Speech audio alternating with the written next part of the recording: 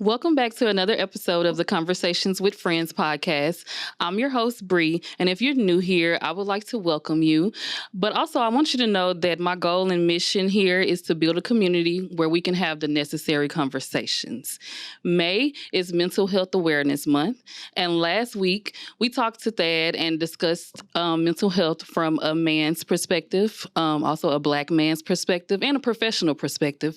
But this week, we have another BFF of the show, Leah, who is here to discuss again from a woman's perspective our mental health.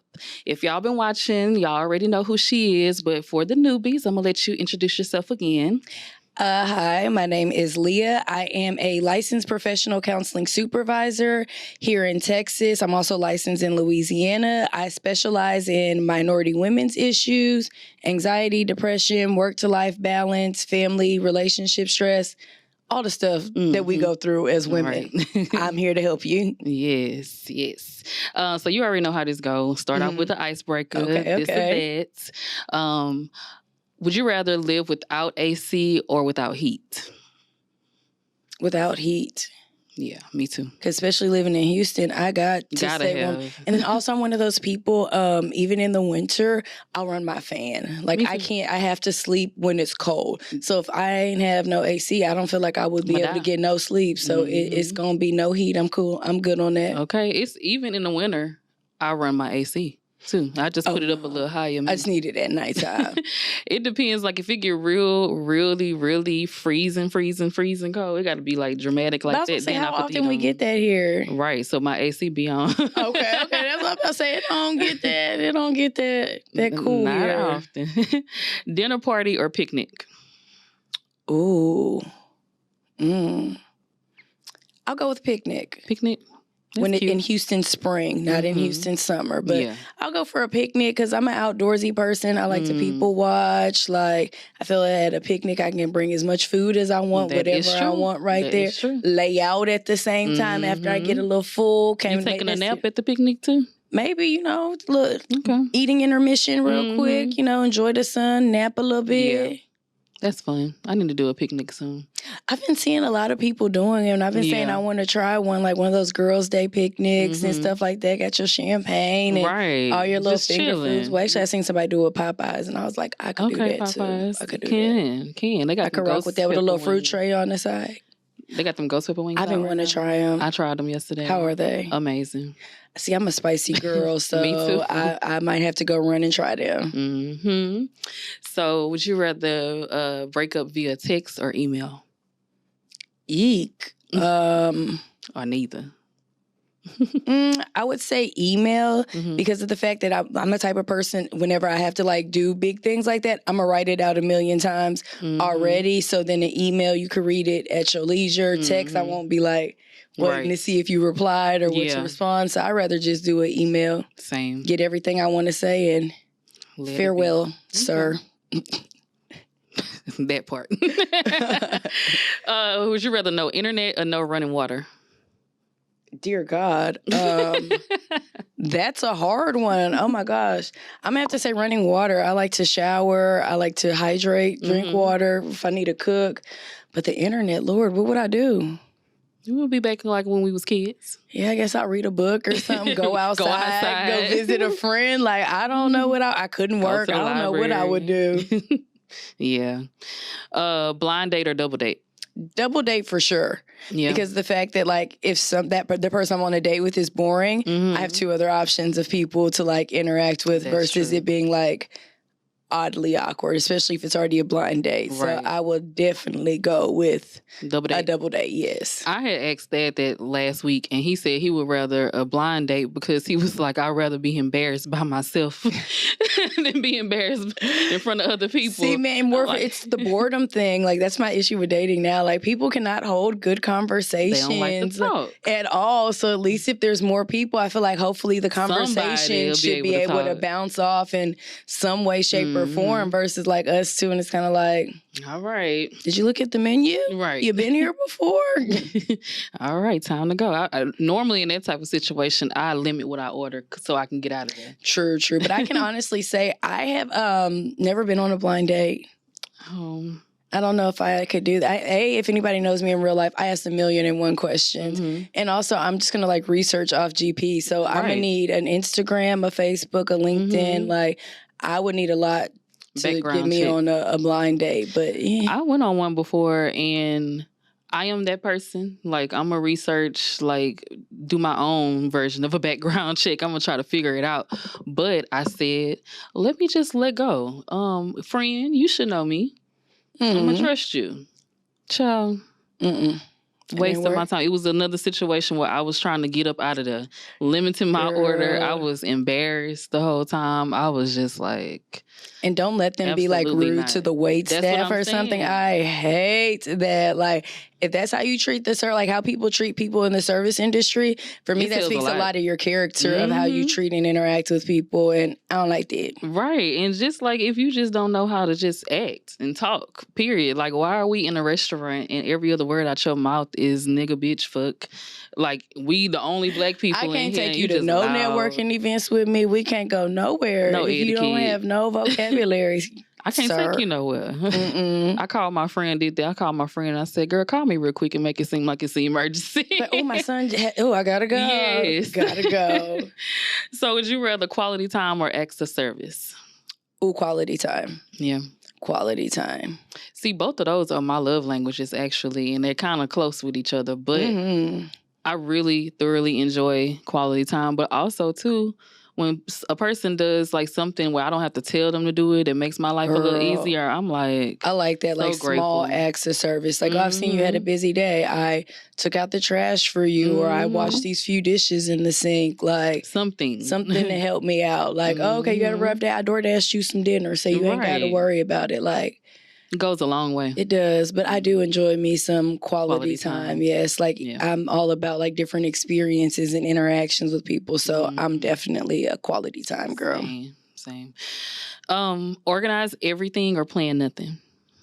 Oh my gosh, I said I asked 1,000,000 questions, so I have to organize everything. I'm that girl that if we're having like a brunch or a dinner, I've already looked at the menu and decided what I'm eating before we even go to the restaurant. So I'm an organized type of person. You tell me we're going somewhere, I'm about to Google it, look it up, where to park, the cost of everything. Like, I am a planner. But like I'm okay with a little bit of like go with the flow, but I need like a nice framework, of things. Yeah, that's what I was gonna ask you. Like, when you go on vacation, like for me, I'm a planner too. But when I go on vacation, I don't like to just stick to an itinerary, but before I go, I'm still gonna look up and have an idea. I need like at least one thing a day that I might do. Even if it's just I want to try this restaurant, I want to go to this place. I need a vague idea of like one thing to do, because I mean, you're a girl. I need to know what to pack. What type of look do I need to serve when I go to these places? So, and that's another reason why I go look online, look at the pictures. What are people dressed like? Is there a dress code? Like, so I need a little framework. Right. Yeah, I can't just go somewhere just totally blind. It's so uncomfortable. Me neither. That's why I'm like not good with surprises. Like, if a guy's like, well, just get dressed, I'm gonna take you. What I need to wear? Is it casual? Is it dressy? I don't want to be the only person in there with heels. Yeah. And everybody got on sneakers or vice versa. Like, I got a lot of questions. See, I kind of like a surprise though. I would like a surprise. And I like a surprise only because I don't have to put in no effort. And if my brain, I'm you're gonna be running like. And then I'm gonna ask them so many questions. They're not even going to do it no more, because I'm just gonna have to. They're gonna have to tell me at some point. Over with. And they're gonna be annoyed that the surprise is ruined. So I'm still a work in progress too. Aren't we all? Follow your dreams or follow your partner. Dreams, that is. Hello, follow my dreams. What? He better get with it or get lost. Like, I'm all about a compromise, but I'm not. Just following behind that man. Not at all. I feel you. I got a child too, so you want us to both follow you? Like, I need some type of master plan. That's why I'm like, I need a God-driven master plan for me to follow you. Like, and God needs to let me know too. It can't just be He told you. He got to give me the sign too that it's okay to trust and like follow Him. But if He don't come down and tell me Himself, I'll see you on the other side. Exactly. I've been in relationships in the past where a person will say, like, why you won't just be submissive? Why you won't? And I'm like, are you submitting yourself to God for me to even go there with you like that? Hello. Like, y'all got it twisted. I've been seeing a lot of men on the internet talk about stuff like that too, and they got it twisted. It's not. It ain't just me just blindly following you. And exactly, you ain't especially even, if you ain't even got yourself together. Why am I going to go down in that dungeon of doom with you? Like, no, thank you. No. Mm-mm. Mm-mm. Tears or laughter? Oh, laughter. I'm a goofy person. I'm always liking to laugh. I'm a crybaby too. But no, I enjoy laughing. I am a extremely goofy person. Same. So which one, I know sometimes some people say, you know, a good cry will just make me feel better. A good laugh will make you feel better. Which one you think makes you feel better when you get it out?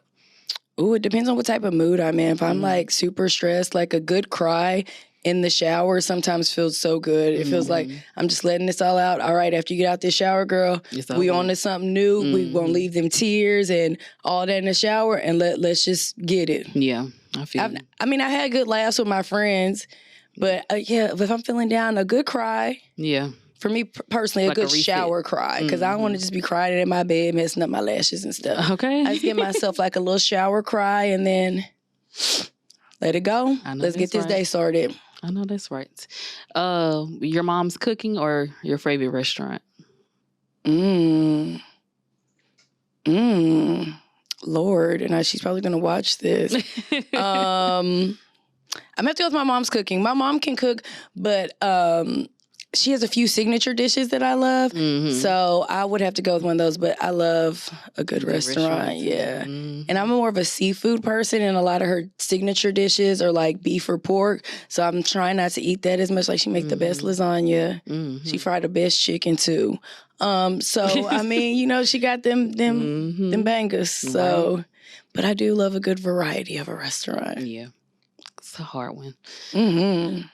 Confrontation or avoid confrontation? I don't really know how to answer this because I feel like some people look at people expressing themselves as confrontation, and it's not necessarily confrontation. But I am definitely against avoiding. If I have an issue, I'm definitely going to speak on it. I'm going to share my perspective. You don't necessarily have to agree with it or receive it, but it will be said. So I don't know if that's confrontation, but I will address any issues that are presented to me. Yeah. And I don't feel like if I assertively express myself, it should be called confrontation. Yeah. I also or aggressive. That's what I was just going to say. I also don't think that confrontation just has to be a negative thing all the time. I think it's just confronting a situation, like a issue, whether it's good or bad. Like just I guess because it's so close to the word conflict that people make it seem like a negative. It's a bad thing. Yeah. Yeah. But I could see that perspective, but I feel like we've all just looked at it already as such a bad thing. Like that stigma's already there. Yeah, that's true. Okay, this is the last one. Okay. Formula or function? Like, would you rather, like, if you're in a situation like if you're at a job and they already have a way, these are the steps that you got to take to get to this end result. This is what you're supposed to follow. But you know, it works. There's other ways to get to the finish line instead of that straight line. Function 100%. Yeah. Because why work harder? Exactly. That's why I'm like, if there's another way to do something, a smarter way, I think that we should try it. Sign me up for that one. Okay. So in your opinion, from a professional standpoint, why do you think that mental health is so important? I feel like mental health is extremely important because the way that we think and our emotional state determines how we show up in work, how we show up as being a family member, a friend. So I think that if you're not even mentally here, present, or even also just kind of have a clear mind, it's going to be impacted in all your aspects of life.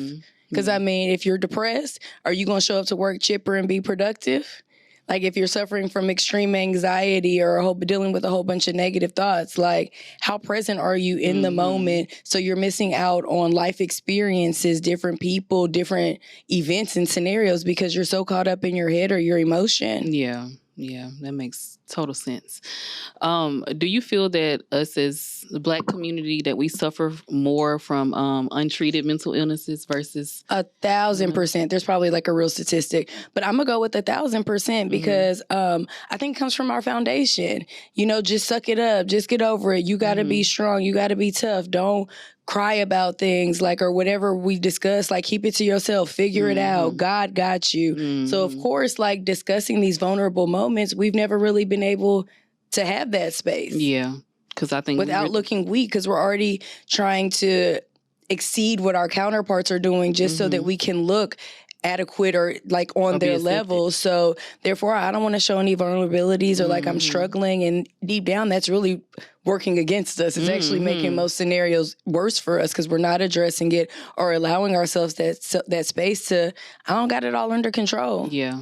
And being okay with saying it and not feeling like, oh, somebody's going to judge me. Exactly. I also kind of think it also, like you said, like our background, and I feel like the older generations were more so living off of survival. And so we didn't have time to think about, you know, the mind and what's going on. Because we trying to put food on the table. We trying to, you know, just live. And a lot of people still are in that mindset. You know, technically we're still in a recession, but I mean, you know, as being a single mom, it's like, okay, I need to get this work done so I can have this money, but also want to be a present mother. So I need to do this, this, and that. It's like we wear ourselves so thin trying to appease everybody or try to make sure like we have it all under control. Yeah.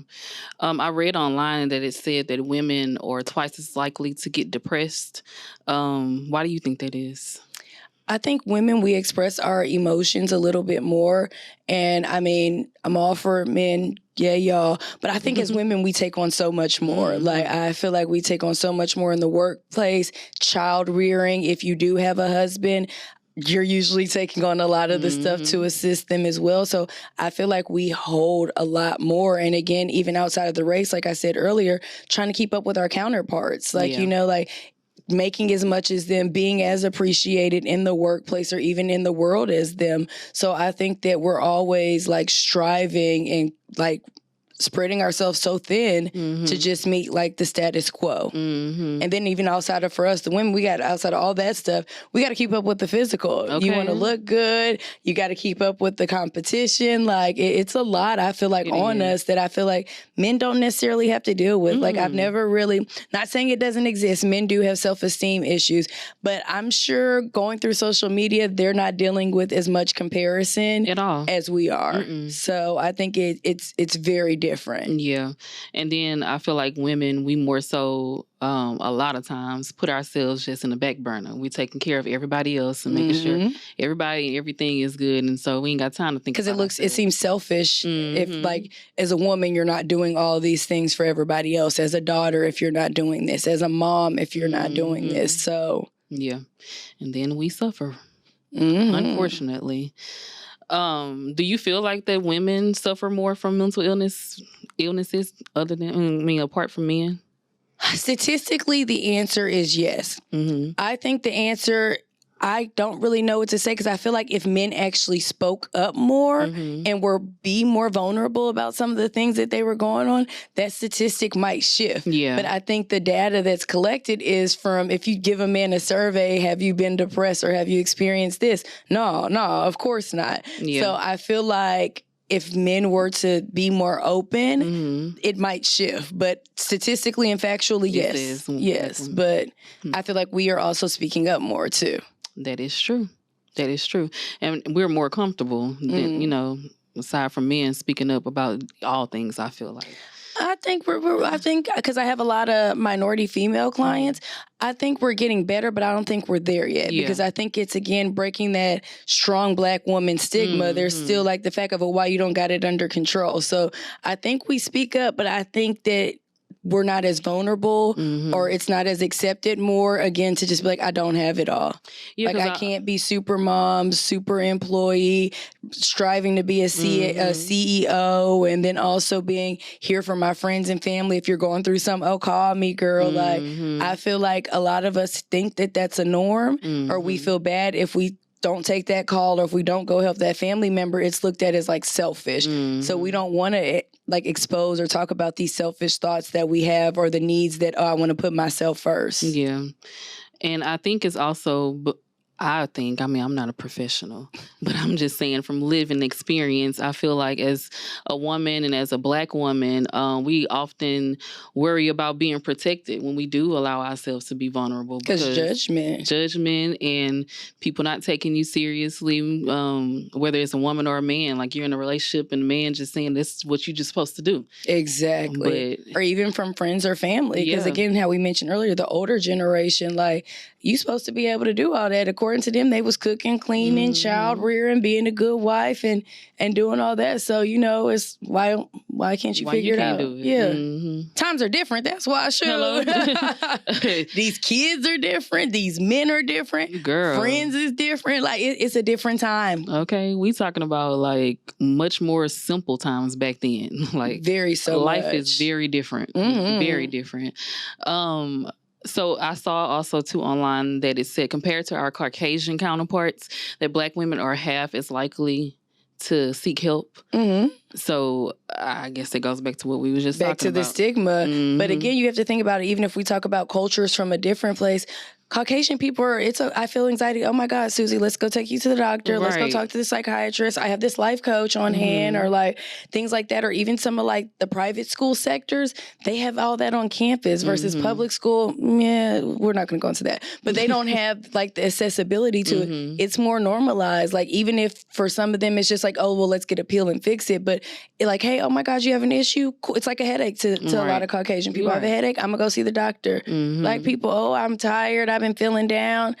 I'm going to just go to church. I'm going to just talk to my mom and them about it. Yeah. Versus, no, let's go see a professional. It's like kind of what Caucasian people do. It's more normalized. It's not like a stigma. It's like, oh, you have anxiety? Girl, me too. But I think it's because Black people, we didn't know how to put words to it, what we were feeling and going through. We was just... That's 100% true. Like, I didn't even know about what a counselor was whenever I was going to school. I went to school to be a lawyer, and whenever somebody suggested to me, like, oh, you should go to school to be a therapist, and I was like, what's that? Like, what do they do? Right. Like, I didn't even, we grew up lawyer, doctor, like, I didn't even know that it existed in, like, all these different terms and stuff, so, like, it wasn't known, all this stuff. I never heard nothing about a therapist growing up. Same. Now that you say that, I never thought about that. No, and I felt so dumb when she told me. She was like, oh, you know, a therapist. Like, I had heard of social workers, but I've never, like, heard of a therapist or, like, a counselor. Right. Like, I was like, I could do what? Like, and now that I think about it, I think I probably was introduced from television, seeing people go lay on the couch and talk to somebody. Yes, that's what I'm about to say. But in my household, in my community, that was never doctor, lawyer, nurse, like... What's that? Never a therapist. And I had already, like, I was in my junior year of college when this was presented to me. And I'm like, dang, I'm in college and I still ain't heard of this. Like, this is crazy to me. Yeah.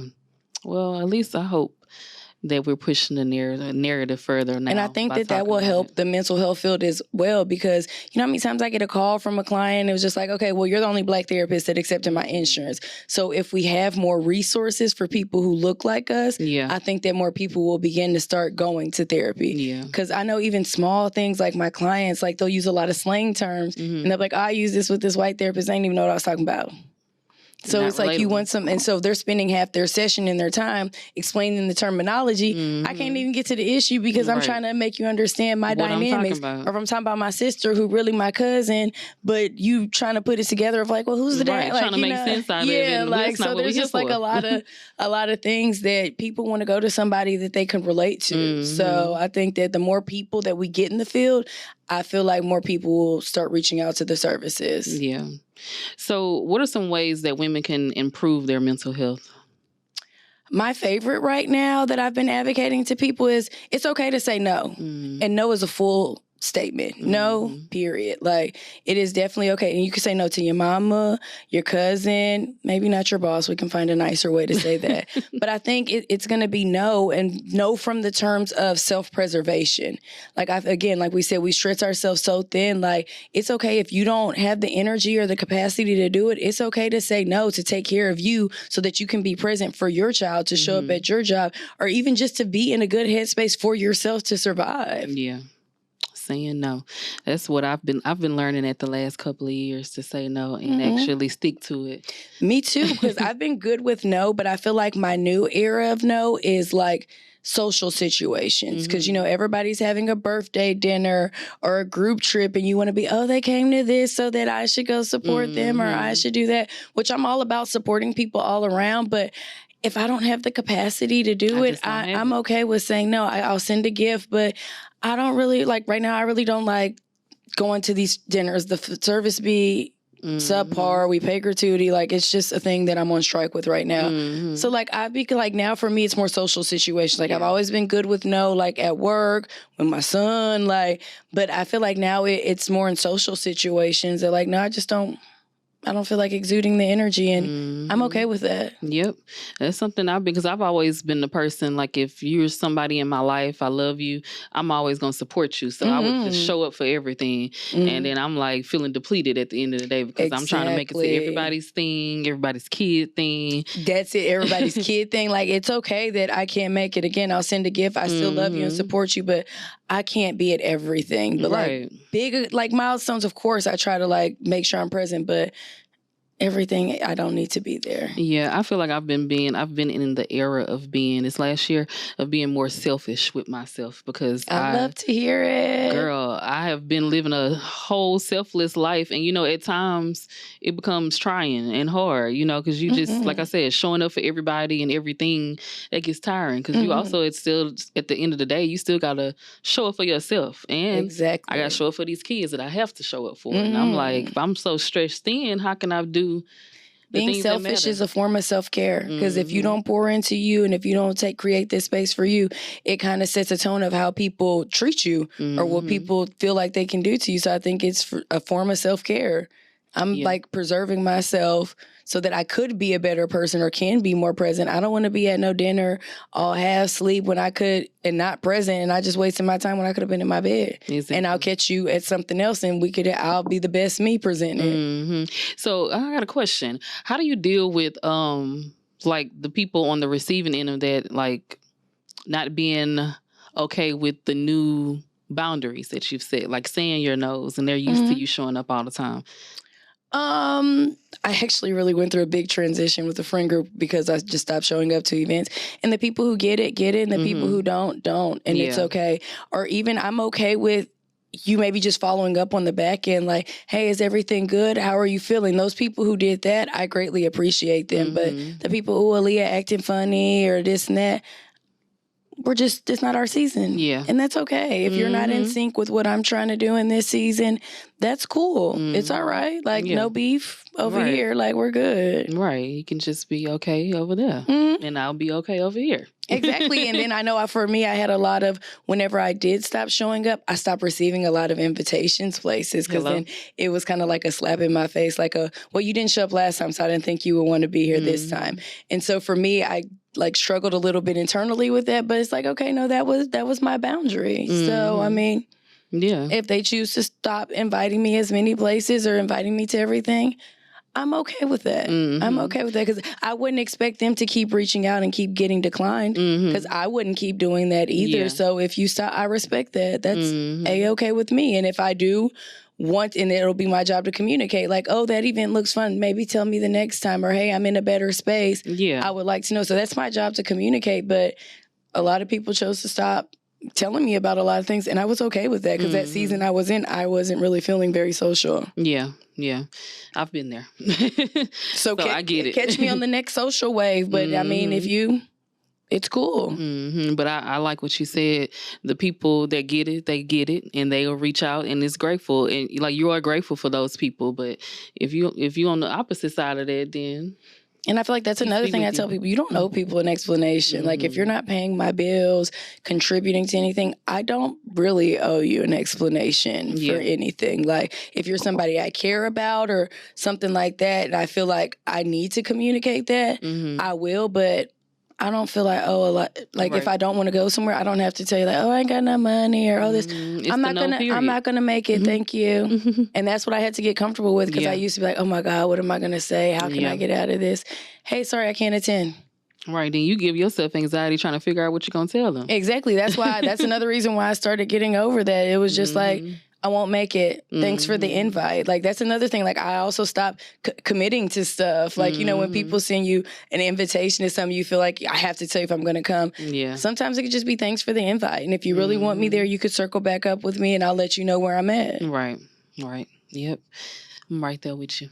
Right there. Girl, I'm all about self-care and self-preservation because I realize that it really takes a toll on me in other aspects. Like I'm not present in my work life or having the space to do, like as a business owner, like I need some creative space to do like marketing, come up with these stupid TikToks and stuff like that. But if I'm exuding my energy to everybody else, then my business is suffering. My son is suffering because he gets the irritable me when I've been dealing with people all day, and when he come home on 10, wanting to chat all day, I don't feel like talking no more. And like that's not really fair to him. But like, I mean, I gotta set a boundary somewhere too. Yeah, I get you. I wanted to talk a little bit about the kids, young kids, like in their mental health. I feel like, when we were younger, we weren't allowed to really have feelings or be going through things, and express ourselves. And that's something I've been really trying to, as a parent, I've been paying attention to my children and trying to make sure I'm checking in. I struggle with that. And I feel like it's a growing pain because, again, we were raised to not be so opinionated. And these new age kids, they're overly opinionated. So it's like some stuff he speak on in my head, I'm like, kids ain't supposed to speak on that. But then it's like, we're in a new generation, so I don't want to repeat those cycles. But it's like, I don't really know how to respond because I didn't have that guide how to respond. And like, as a kids are different. So like, there's no parenting handbook. So it's not. It's like, it's hard to try to navigate like what you're allowed to have feelings on, like small things, like when you got to take out the trash or do dishes. I don't care about your feelings. Like I got to pay all these bills, get it done. Like I don't really care about your feelings when it comes to doing like the basics. Like I don't care. I don't want to take a shot. I don't care. Like just get it done. And I don't really care about your talking back. He always want to negotiate something. And I'm like, I don't remember having this much go back and forth freedom as a child. And then like for him, it's like, why can't I say it? Like this is how I feel. And then sometimes when he comes back at me like that, I'm like, he has a valid point. It is how he feels. Like sometimes, like when I say go do something, like he'll be going to do it, but he'll be like, "Oh, I'm tired. I don't want to do that." And I feel like you should just shut up and keep that to yourself. Right. But I mean, he's allowed to have an opinion, and it's technically not disrespectful. It's a fact. He is tired. Because I have these arguments with him all the time. Well, why can't I say that? I mean, I wasn't being rude, and in reality, it's technically not rude. He just made a statement that he was tired. So but that's what we were groomed to think, that it was like rude it's and disrespectful. And it's like, it really wasn't. Like after I finished my yelling spat, I like play it back in my head. I'm like, him saying he's tired, was it really, was that really disrespectful? He ain't cussed at me. He ain't saying I'm not gonna do it. Like he was en route to doing it. He just got too much talking back for me. So that attitude, it'd be that neck and the tone. Yeah, and the while he's doing that. Why you breathing like that? Girl, that groaning gets on my nerves. Breathe hard one more time. I'm gonna give you a reason to breathe hard. Okay. But yeah, it's for me personally, it's difficult to navigate. So I'm gonna definitely try to answer your question to the best of my ability. But that's also a reason why I feel like I personally don't work with kids because I try to, again, self-preservation. I can't really give all my energy to these kids when I'm still navigating him. Yeah. Like, and some of my adults clients are like kids. So, I already got to give them a lot of energy. So working with kids for me, there's also a different level of training that comes along with it. But I'm an advocate for kids in therapy. My son's been in therapy for a while too as well. And I think that people don't understand what therapy for a child looks like, because I feel like they think that the kids come in there and sit on the couch and we're just gonna like talk to them like this. Like there's such things as play therapy to get the kid interactive, to discuss certain issues. A lot of people, parents, and that's another reason why I stopped working with kids, because the parents are worse too. Because the parents think that, hey, I'm bringing you my kid, fix them, make them tell me what's wrong, or like tell me why they did this, and they're gonna tell you and you tell me, which kind of clouds the whole therapy process. So I don't want to deal with them. But I think that people just need to kind of know that most people who do see children, they meet them where they are. So their verbiage that they use is very different. Again, the activities that they plan are very different. They're like designated for the child's age group or the capability that they're at. So I definitely think that it's good, but also I do want to preface, we don't fix no kids. Right. That, like, I can't undo the foundation that you've already created in a few seconds. Like, I mean, it's not gonna work. Just like you can't fix an adult. Exactly. Did you see, I saw today, it was a video going around on social media of a little boy. His mom was recording him and talking to him about a summer camp. And he kept saying, I'm not going to that summer camp. Did you see that video? The kids were too aggressive or something. No, he said the kids were bullying him and it was making him aggressive as a person. Yes, that's what it was. Yes, I did see that. And I was like, that's like a prime example. Like, normally back in the day, it would have been, you ain't got no choice. You were going to that summer camp. And you gonna like it. And we wouldn't even got to that point of why he didn't even want to go. And so it's like, I'm so happy that we are now allowing our kids to have that space to talk and to feel, express themselves, because I got a 7-year-old and I started to notice that his patterns that he was having, I felt like he was suffering from anxiety for sure. And so now I'm currently looking because I was talking to his doctor about it and let her know, what I thought I was witnessing and seeing and everything. And she was like, well, yeah, you should probably get him with a counselor, a therapist. And so that's what I'm so glad she didn't advocate for medication first. I'm so glad they said therapy first. Yeah.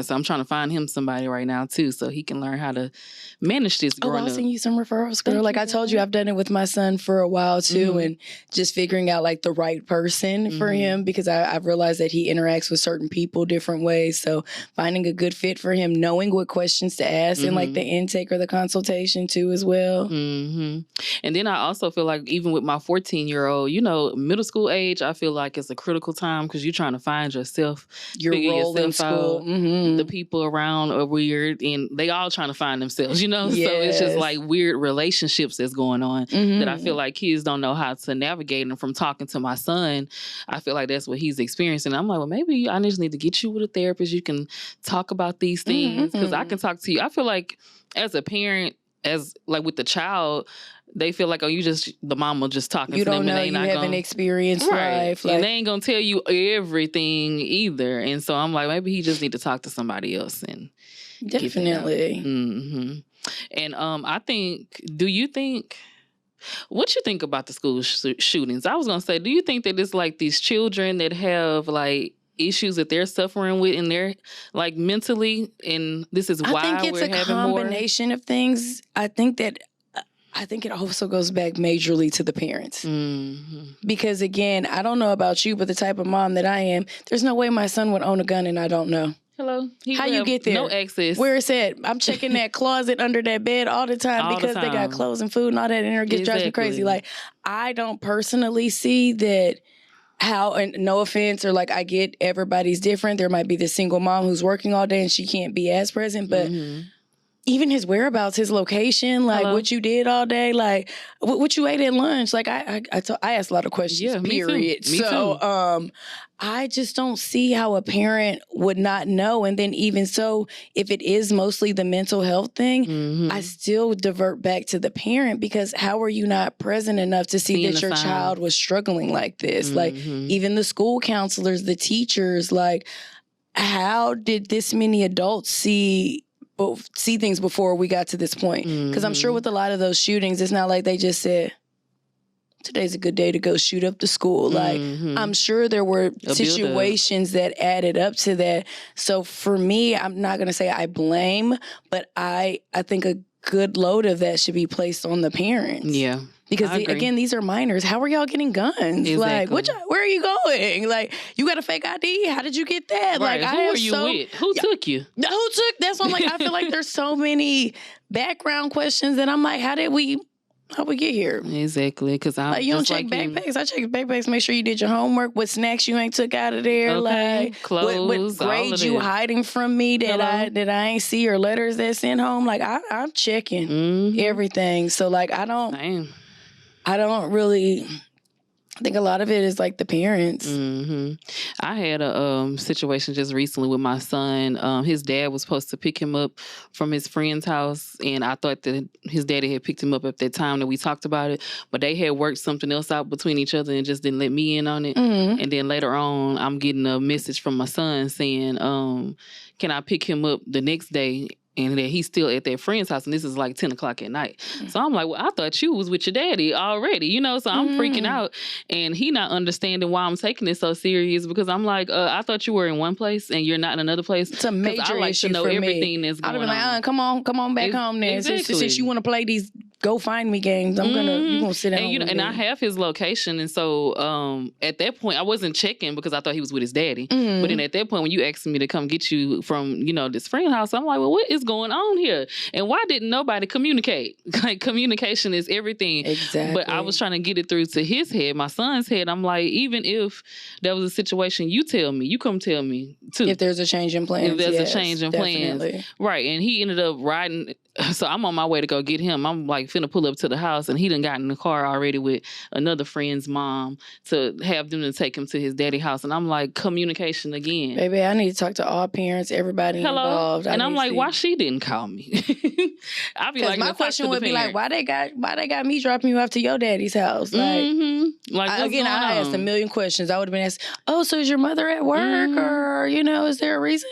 What's going on? I got lots of questions. I'm that parent too. I'm just saying, and he don't be understanding my son, but I have to let him know that anything could happen to you. We live in a very I crazy feel like that's gonna be back on me, as the parent. Like we said, like why I didn't know all of this was going on. You know what I'm saying? Baby, I be FaceTiming him when he at his friend's house. I need to see the background. Me too. What y'all talking about? Who cussing in the background? I FaceTime him when he at home and I'm at work. I need to see. Who in there? Let me see what's behind you. Let me see your background. That ceiling don't look familiar. Like, I need to see. But you know what he told me recently? He told me that when I question him like that, it makes him feel like I don't trust him or that he's just lying. We don't have to pull a Drake. I'm protecting you from the world. Hello? It's the world I don't trust, not you. Like. Right, and that's what I had to explain to him in that moment of this past situation. I'm like, it's not that I don't trust you. Things happen, things go on, and also too, you a kid, and not saying that you like my property, but I'm kind of in control here. Your mind, making sure that your environments are safe and okay, and all of that. Like, I need to know what's going on. Definitely. What are some signs of anxiety? I think the biggest sign of anxiety is unrealistic thinking. Because a lot of the times we build so much up in our head about how we think a scenario is going to go. And a lot of the times that's the worst case scenario instead of thinking of the positive. So I think it's when you're having like unrealistic or unrational thoughts. Because a lot of people focus more on the physical, like I'm sweating, I'm having a panic attack, I'm having a breakdown, but they don't pay attention to the buildup of how you got there. What were you thinking? What were you lacking on? Had you not had water that day? Had you not eaten that day? But then also, I think majority of it is from your mind.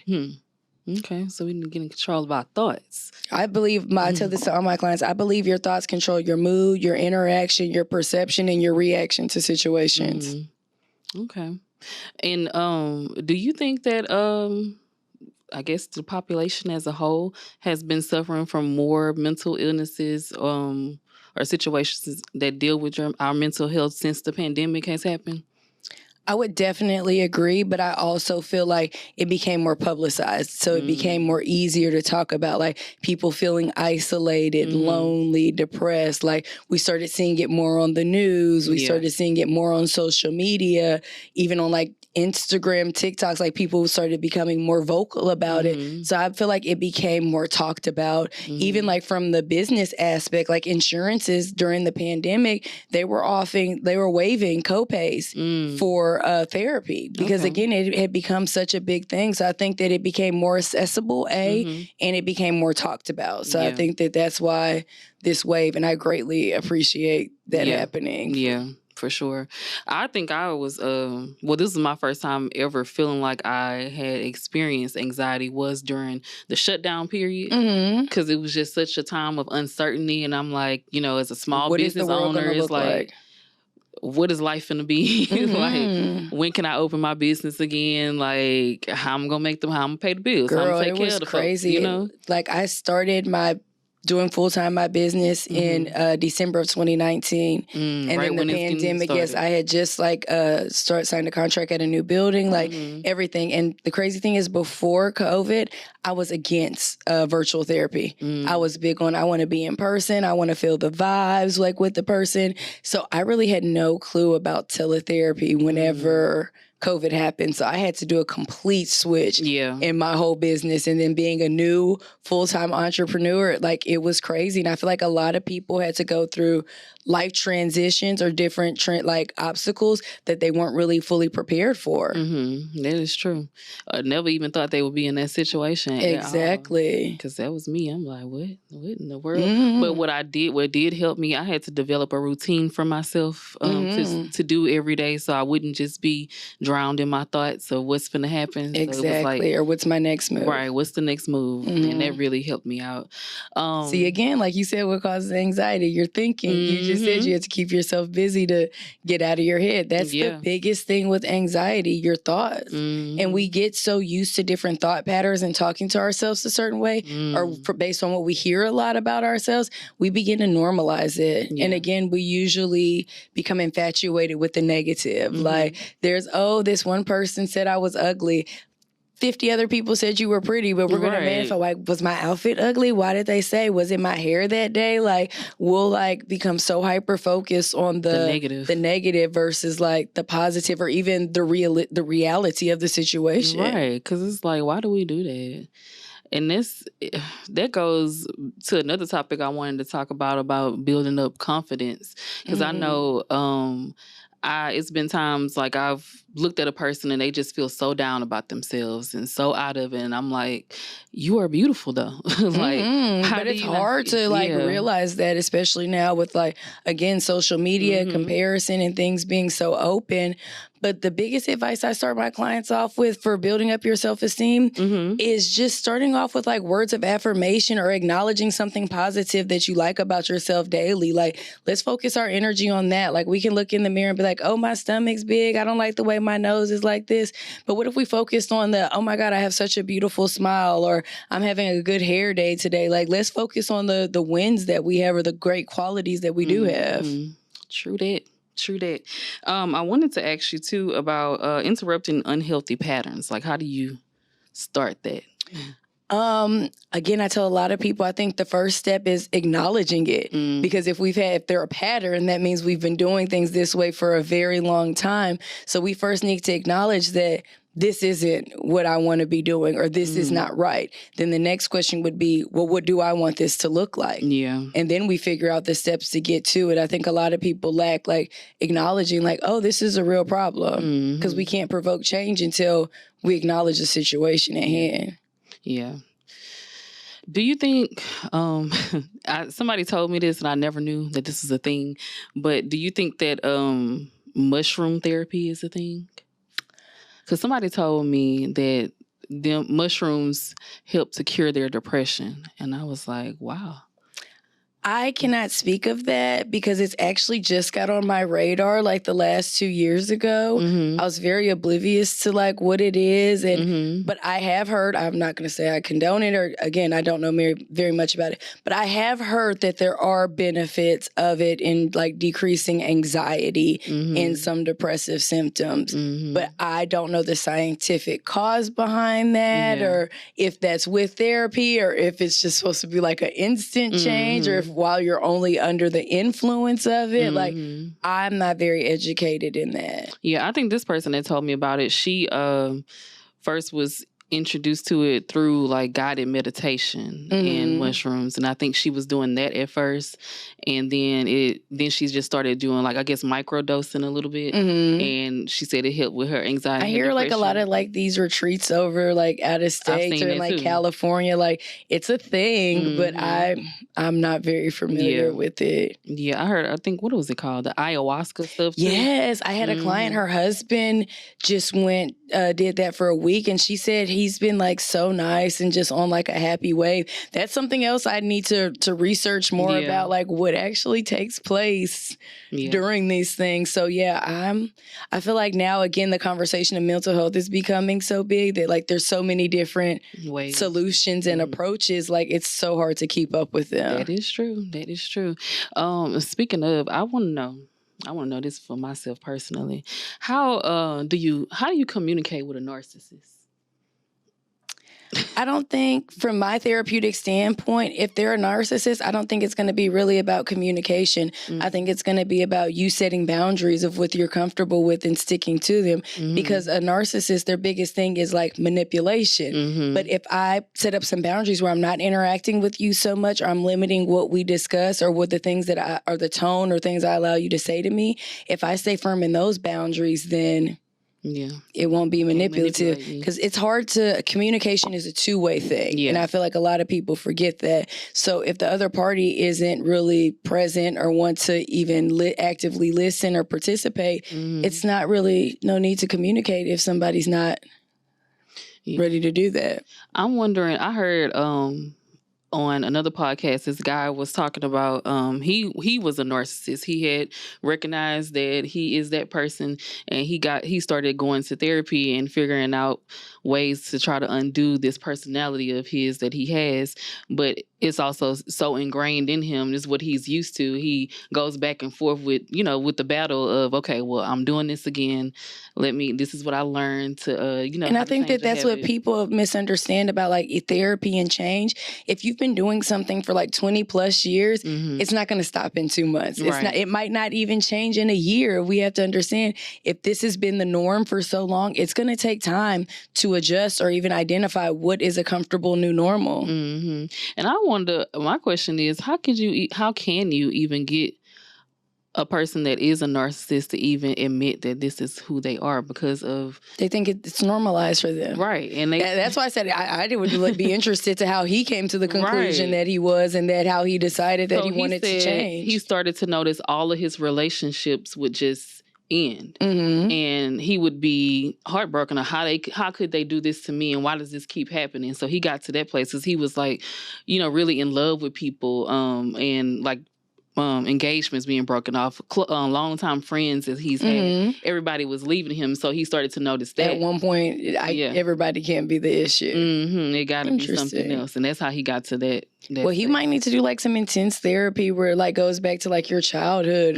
Where'd you get this foundation of communication from? Because that's ultimately, narcissists are manipulative communicators. So it's like, where did you get this foundation of thinking that this is the norm of how to talk to people? Or why do you interact with people like this? What are you trying to gain from the situation?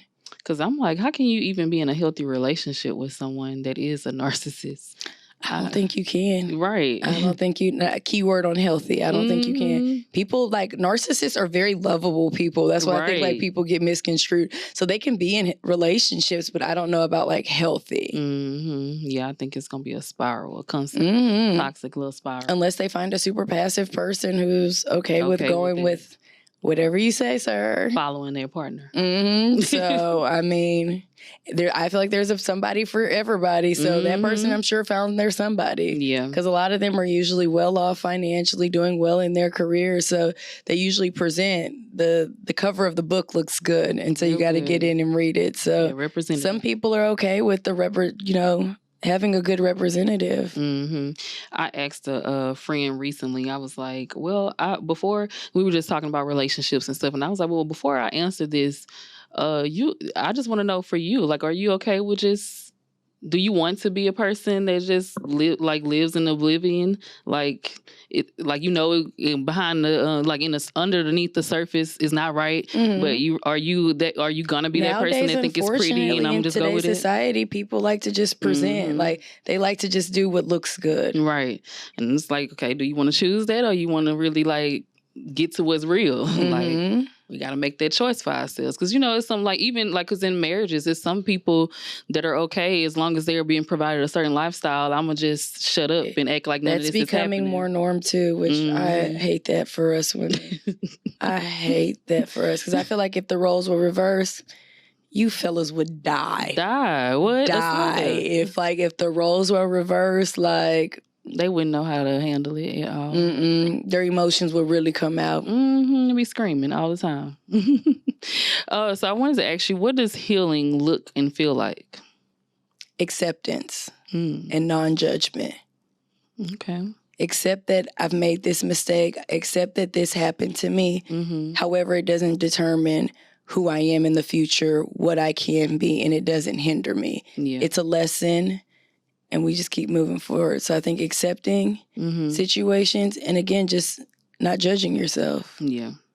Because I think, again, the back in your head thing, like we assume everybody thinks negatively about us because of what happened or what occurred or what we've been through. But once you accept it and own it, others' opinions won't really matter, or it shouldn't impact you as much. Because, yeah, I went through it. Cool. But I'm past that, and that doesn't define my character or, again, my potential. That's good. Acceptance. Because you got to be okay with it within yourself. Exactly. That's gonna control everything. How you view the situation, how you allow others' opinions of the situation impact you. Like, it's just going to be acceptance. Yeah. So this is my last question. What can we do to help push and normalize mental health in our community?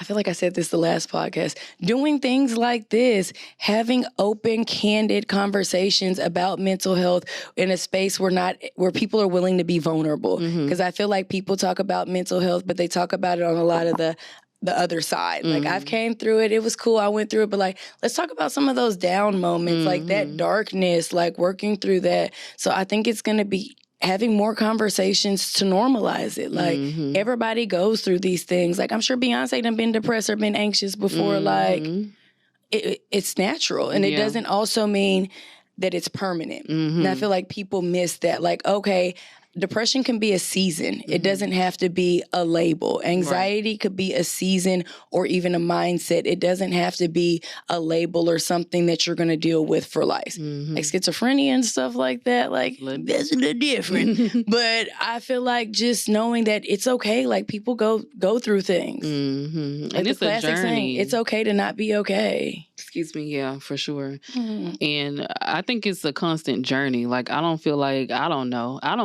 we're going to be 100% healed like all the time. I don't think ever. Nobody. Because of the fact is, like, I tell a lot of my clients whenever, like, they're asking about how often I should see you or how long is the therapy process, we can come in for one issue that we get healing and closure on, but life be life, and so other things are going to happen. Say we just hit closure, here comes the pandemic, so we're always evolving and changing.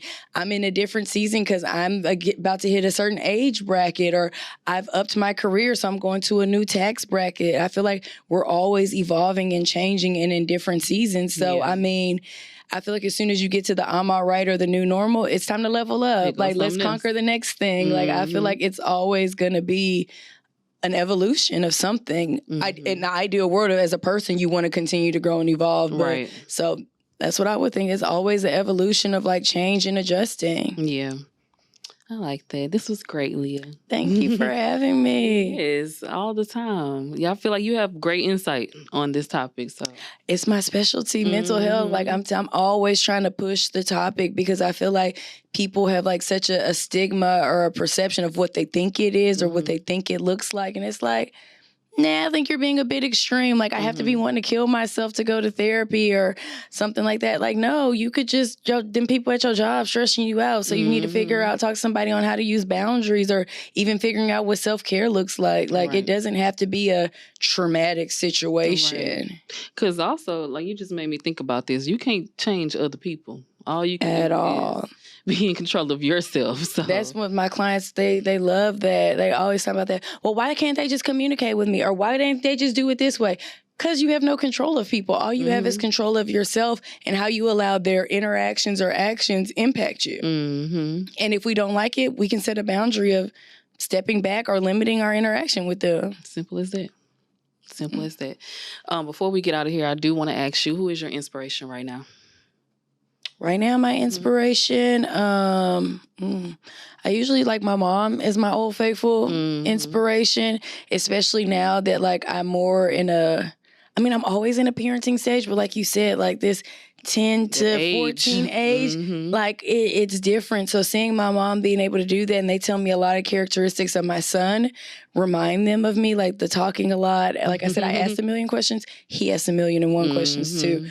So like seeing that, like my mom said that like I was actually kind of worse than him at that age. I'm like, Jesus, if she can get through it, I'm trying ready to pull my hair out like every moment. When we was walking in here, I'm like, boy, be quiet. So like she definitely inspires me a lot. So I'm gonna have to go with her. That's nice. Who do you seek to inspire? young Black girls. Because again, like I had said earlier, I didn't even know about being a therapist growing up. So to just know like, hey, there's different ways that you could do things. Like I feel like everybody wants to like make a change, be an actress or a model or something like that. But like you can impact people's life in a small space, like just providing them with help, like in small things, like, and it's very rewarding. So just young Black girls to know that like you could do it, and then also it's okay to not be okay, like to need some help. Like I want to normalize it even within myself. Like I tell my clients I still be going through it too. Don't think that life puts a pause on me because I'm a therapist. The like therapist life needs a therapist too. She has one. She definitely has one. So that again, that's who I would like to inspire. Just young Black women, we got this, girl. No, that's right. And what's one thing that you can do to get closer to that place of impact that you're seeking? Just continue to put myself out there more, continue to speak more, have conversations, attending events to just get the information out of there. And I feel like me personally, and I get this from a lot of people, I feel like I'm pretty relatable. So I feel like just providing that so that people can ask me any questions. Like there's no dumb questions about therapy or mental health. Like I'll answer them all. No judgment. Yeah. And I think that representation matters. So it's nice to see, for young girls to see a Black woman doing this and know that they can do it and if they wanted to. Because and be successful at it. Hello, somebody. That part. I've been looking at your shirt this whole time. These shirts, they for sale? Actually, it's so crazy. Shout out my girl Candy. I had my very first mental health event, and she was like, "I can't attend the event, but I would like to contribute something." So she made these shirts as like giveaways. Nice. And everybody loved them. So in my head, I was like, maybe I should do merch, but I feel like everybody does merch. But again, that's me in my head or not. But now you done said it. Now I'm like, yeah, because I think maybe it's cute, and then just period, go to therapy. Which yes, like I think that's a smart idea for you to do. I might have to hit her up. It was very like that's why I said you support people, and she's one of those friends that like we don't talk every day. We might not even talk every week, but like she knew that this was a big moment for me, and like to just even offer or do something like that was I was like, girl, I wasn't expecting that. Like, you could make it cool. But then, then she dropped them off to my friend to make sure that I got them. Like, she just made it so easy. I was like, thank you. Shout out to real people. Yes. And I feel like it's a reflection of you. Because I feel like you get back what you put out into this world. Very so true. You're a good person. People do good things for you. I do. I believe that. I definitely believe that you reap what you sow. Amen. So we are gonna go ahead and get out of here. I want to thank you for coming once again. No problem. And giving us your professional insights. I also want to thank you guys for tuning in every week, every Monday. Catch us at 7 a.m.